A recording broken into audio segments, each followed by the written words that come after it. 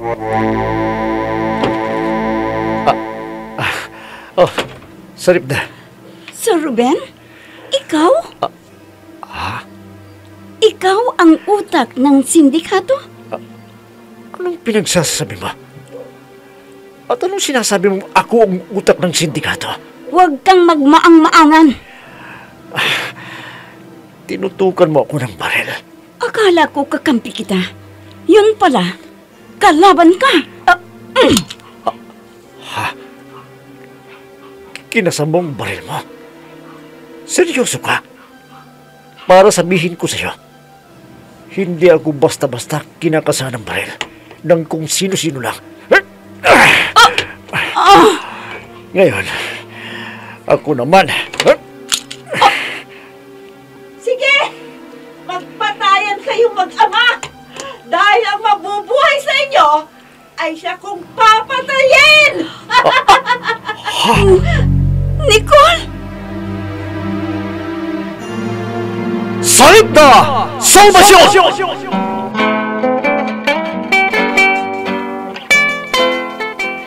Ang babaeng lumalaban sa masasamang loob na nagasik ng kasamaan, subalit kakampi at takapagtanggol ng mga taong naapi. Sarip na! Salvasyon!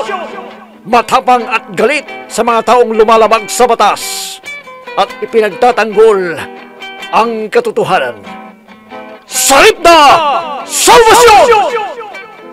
Inihahandog sa inyo ng F3 Recording Studio para sa pambansang radyo ng Pilipinas, Bombo Radio Philippines. Sarip na! Salvasyon!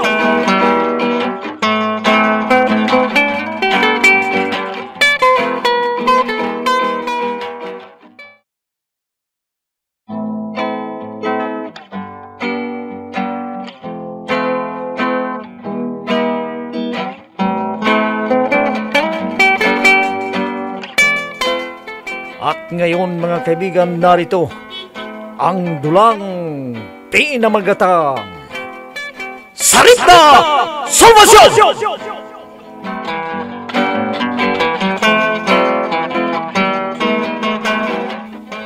Oh, mga kasama, tama na ang pamamahinga. Ipagpatuloy natin ang pag-harvest habang hindi pa umuulan. Mamaya na, masyadong mainit. Anong mamaya na? Hinahabol natin ang oras at araw. Kailangang maanya natin ang mga pinya. Kaso nga mainit eh. Gusto mo ba kaming magkasakit? Bakit? Kapag nagkasakit ba kami, ikaw ang sasagot sa mga pambili namin o sa ospital namin? Bakit pa kayong maiinitan eh? Doble-doble nga ang protection ninyo. Maliban sa nakatalukbong kayo, nakasombrero pa kayo. Kahit na, mainit pa rin. Paano kung na-heat stroke kami? Mahirap yan. Ano na naman ang pinagtatalunan ninyo? Ito kasi si Sarip na eh. Si Sarip na kasi. Gusto niya kasi, hindi na kami magpahinga, init-init. Gusto kayo magkasakit? Anong ibig niyong sabihin? Di man sa ganun. Alam nyo naman siguro na mayroon tayong tinagdang araw para maanin natin lahat ng bunga ng mga pinya. Gusto ko lang na. Ganun ba? Sige, magpahinga muna tayo. Ay, salamat. Salamat, Sigurita Nicole. Mabuti pa itong si Ito naman Nicole. kami. Mabuti pa itong si Nicole na kami.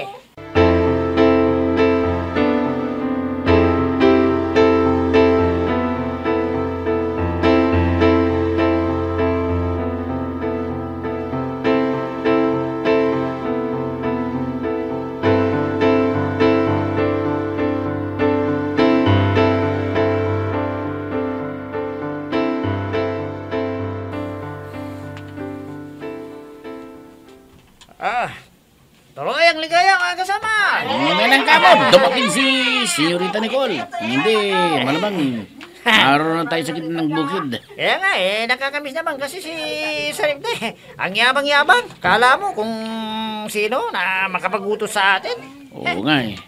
Kapag utos, akala mo siyang may-ari ng hasyendang to. Okay. Katulad din natin siyang trabaho dito eh. Kayo naman. Ginagawa lang naman ni Ma'am Saripda yung trabaho niya eh. Ay, kahit na. Ginagawang trabaho, ang sabihin mo, naninitsip lamang. Nga naman, Abel. Tatanggol sip-sip. mong sarip na yun eh. Wala nang ginawa kundi utusan tayo. Bakit ba kasi nagagalit kayo sa kanya eh? Trabaho niyang kwan, utusan tayo. Sige na, magtrabaho na tayo mga kasama.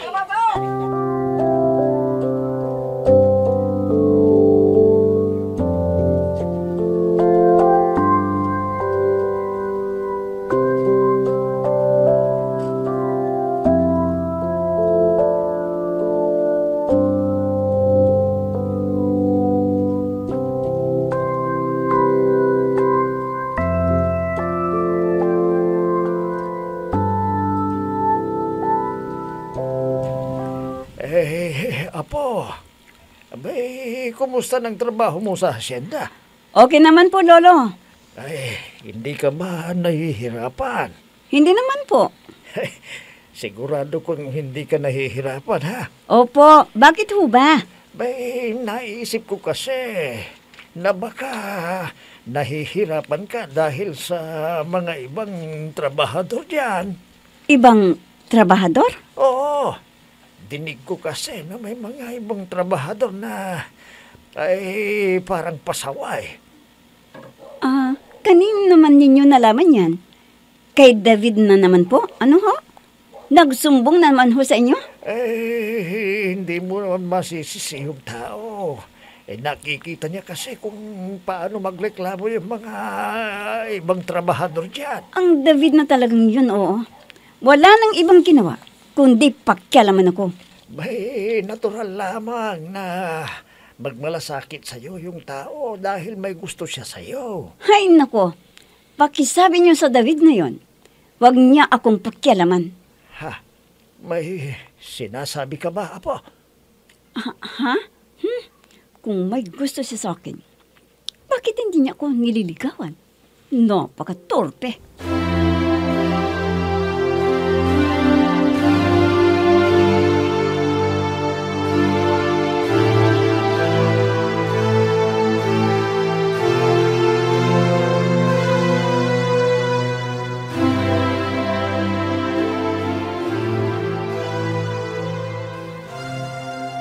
Alas 5 na. Kaya pala nagsisiuwian na ang mga trabahador. Ay, Don Simon. Ay, uuwi na po kami. Pati rin ba ikaw, Densyo, uuwi na? Ayaw mo ba akong samahan dito? Wala akong kausap eh. Naisip ko lamang kasi si Saripda. Senyor, pagod yun. Kaya ako napilitang magluto ng hapunan namin. Ha? Bakit? Ikaw pa ang nagluluto ng pagkain ninyo? Hindi ko alam na under ka pala ng asawa mo. May sakit kasi ang asawa ko. Kaya ako maloy magluluto ng hapunan namin, senyor. Ganun ba? Huwag ka nang magluto. Sasabihan ko na lamang ang kusinera na damihan niya ang iluluto niya para may madala ka pag-uwi. Ay, nako. Senyor Simon, nahihiya na po ako sa inyo. Lagi na lamang kayong nagpapadala ng pagkain sa akin. Ay, okay lang yun. Katiwala kita sa hasyendang ito. At napakalaki ang naitutulong mo sa akin. Maliit na bagay lamang yung mga pagkain na ipinapadala ko sa iyo. O, halika, maupo tayo dito at nang makapagkwentuhan naman tayo.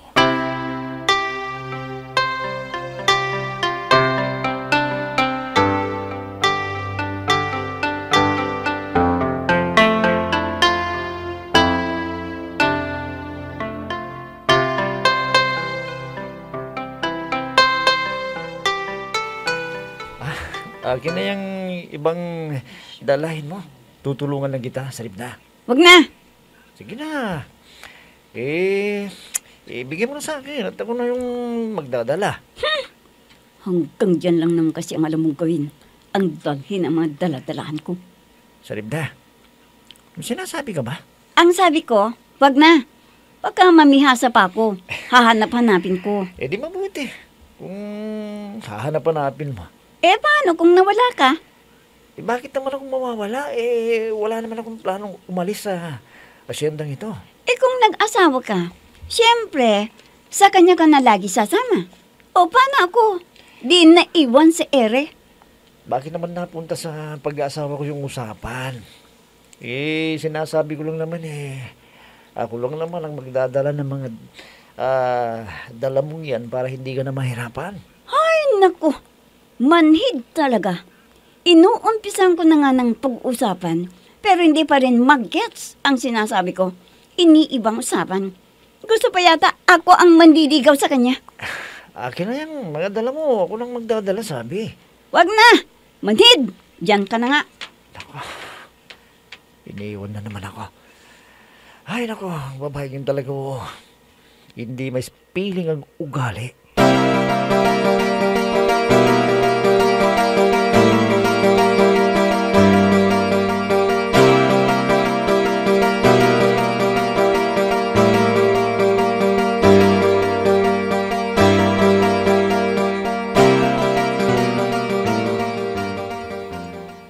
Ito ang bote ng alak na natira natin. Magsaluhan natin.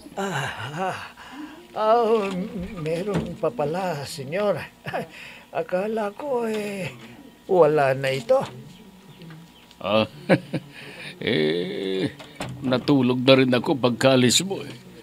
Alam mo namang hindi ako makainom ng alak ng mag-isa lang. Sa bagay, mag-isa lang kayo, senyor. Mahirap uminom ng alak na nag-iisa. Alam mo, Dencio, mahirap ang mag-isa sa bahay. Walang asawa, walang anak. Naririyan naman ang mga kasambahay ninyo, senyor. Mga kasambahay? Oo, naririyan ka sila. Pero kung hindi ko naman sila kakausapin, hindi naman magsasalita. Siyempre, nahihiya sila. Naiisip lang nila siguro ang agwat ng buhay ninyo at isa pa, senyor. Trabahador mo lamang sila.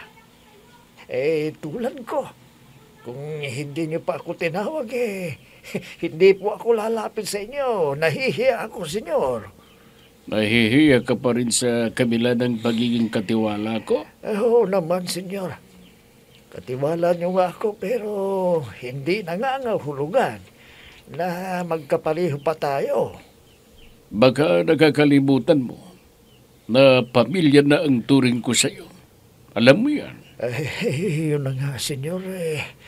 Sa bagay na yan, nagpapasalamat po ako sa inyo.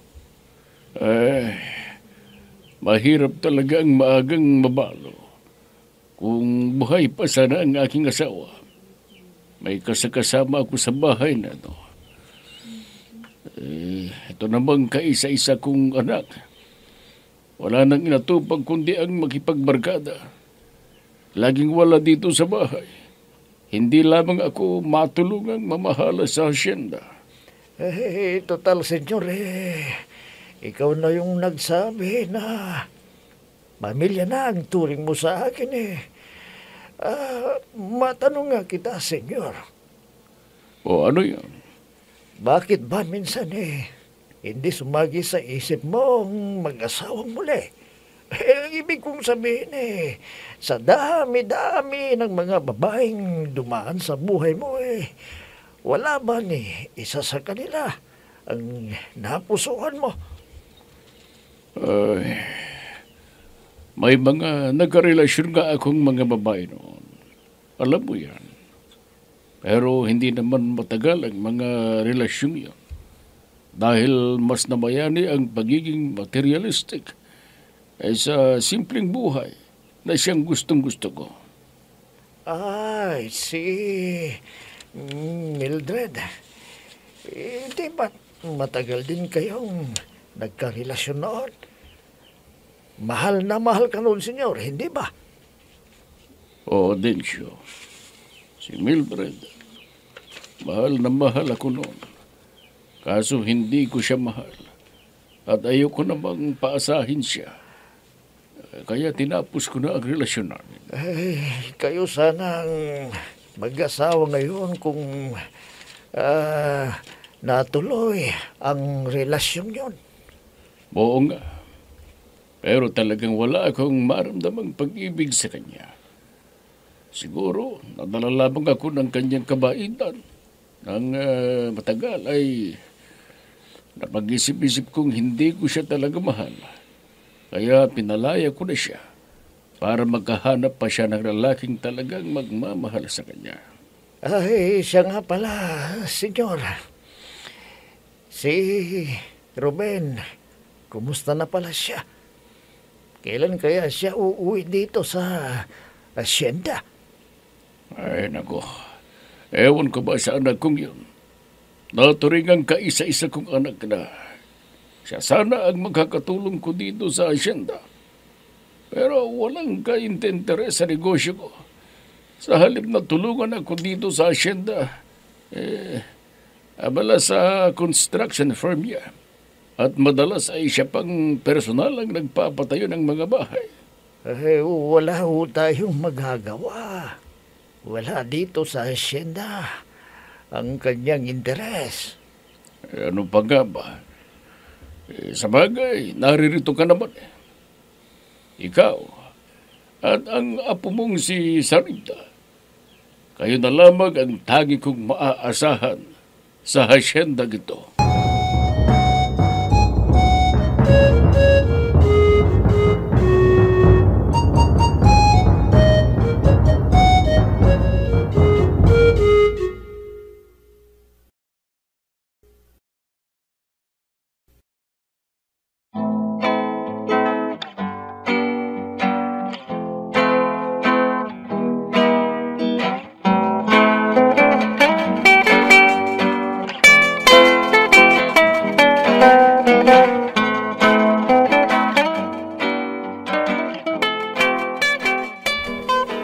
Oh, bakit late ka na naman?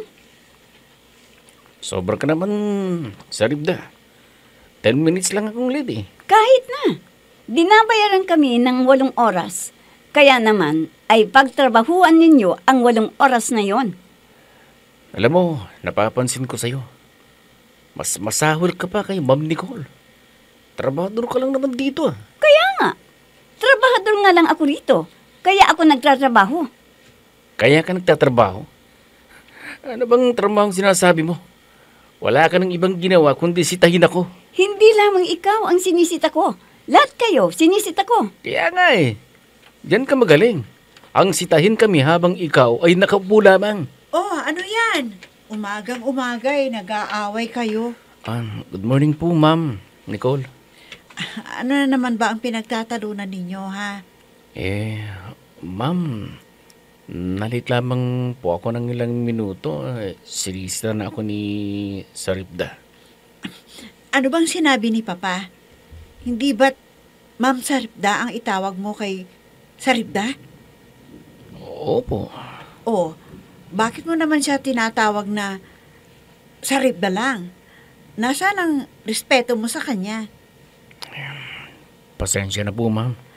Huwag ka sa akin humingi ng pasensya, kundi kay Saribda. Pasensya ka na sa... Ma'am Saribda. Teka, ano bang pinagtatalunan ninyong dalawa, ha? Sinisita ko kasi siya dahil late na namang pumasok. Kon kasi, ma'am. Bumili pa kasi ako ng gatas ng anak ko kaya ako na-late. Ganun ba? Oh, Saribda, bumili pala siya ng gatas ng anak niya. Palaspasin mo na. Sige na. Pumasok ka na sa loob at magtrabaho ka na.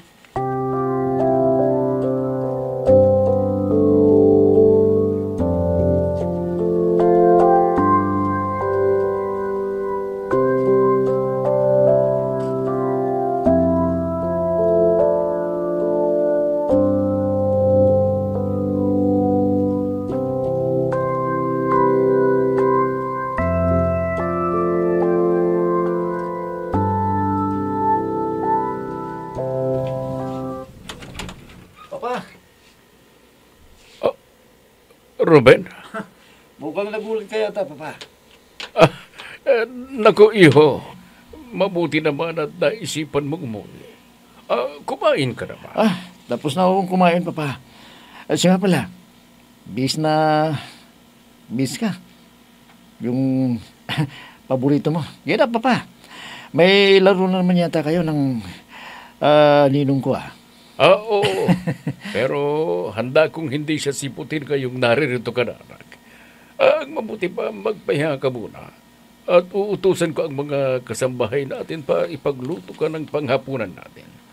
Alam ko na namiss mo ang paborito mong pagkain dito sa bahay.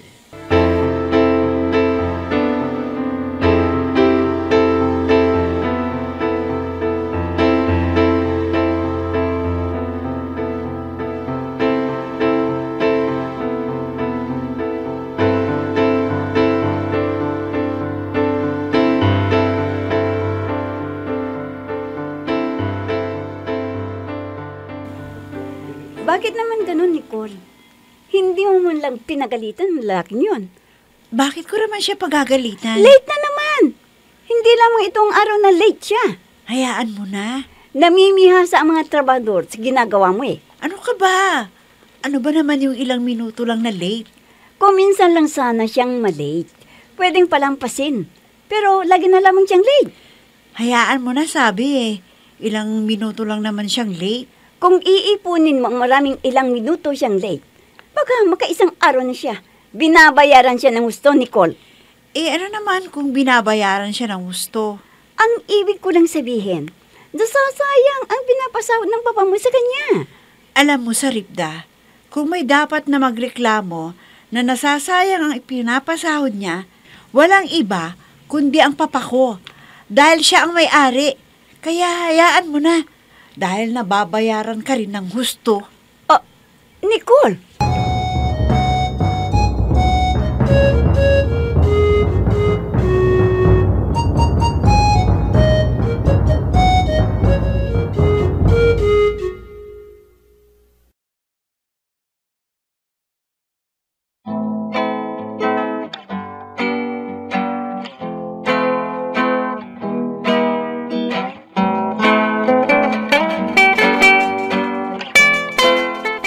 Saan kaya hahantong ang pag-uusap ni Saripda at Nicole?